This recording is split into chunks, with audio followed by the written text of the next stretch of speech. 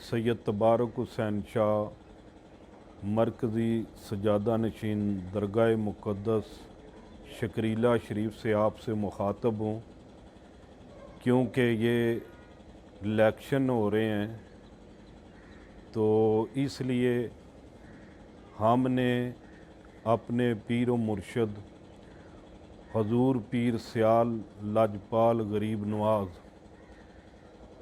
हज़रत ख्वाजा हमीदुद्दीन सियालवी के साथ ऐद किया हुआ है कि आपने फरमाया कि नून लीग जिसने ख़त्म नबूवत पर डाका डाला है उसको वोट नहीं देना।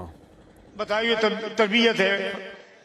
एक बात याद रखना मेरे भाइयों, आपने इस पाक महफिल में वादा किया कि कुछ कर लेंगे, नून को वोट नहीं देंगे।